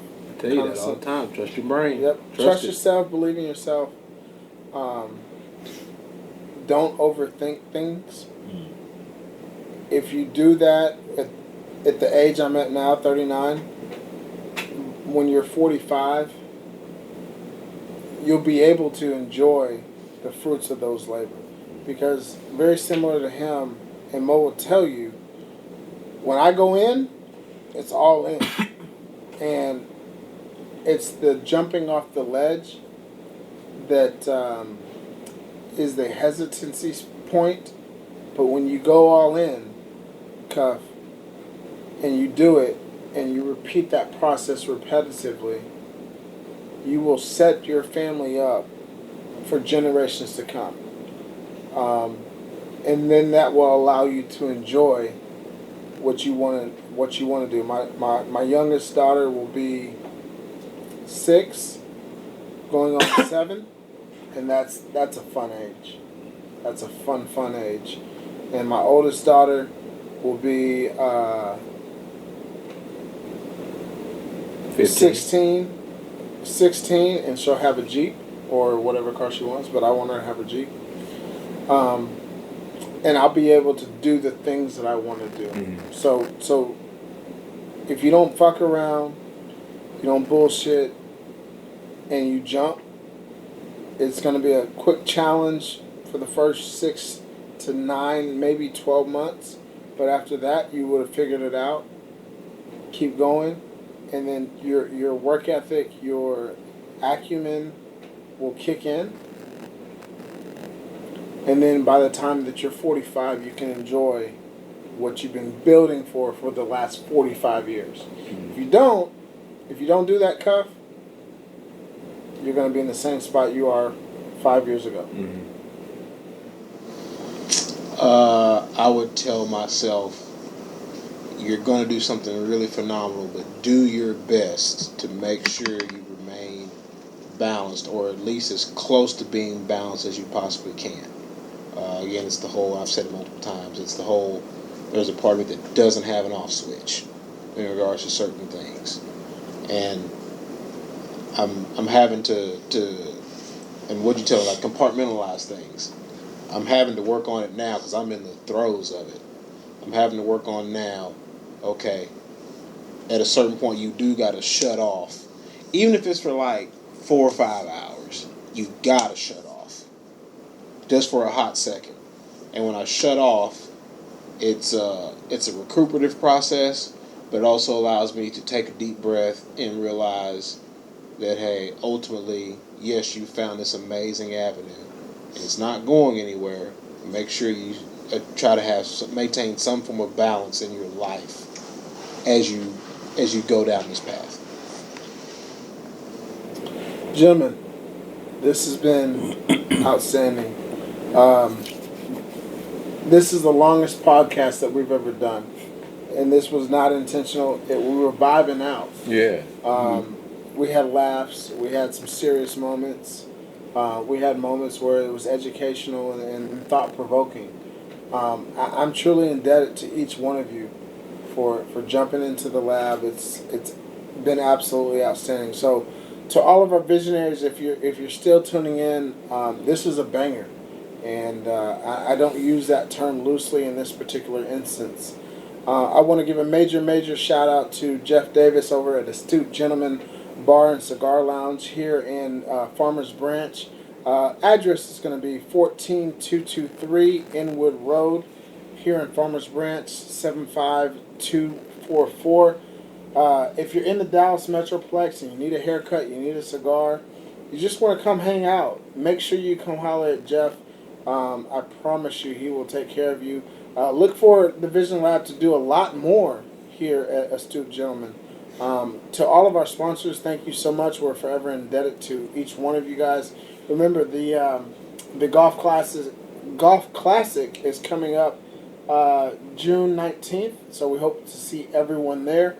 And to all of our visionaries, thank you so much for tuning in. It's been another wonderful episode here on the Vision Lab podcast. Remember, each one of our guests are leaving nuggets of wisdom here on the Trail of Life. Ultimately, my friends, it's up to you to pick them up.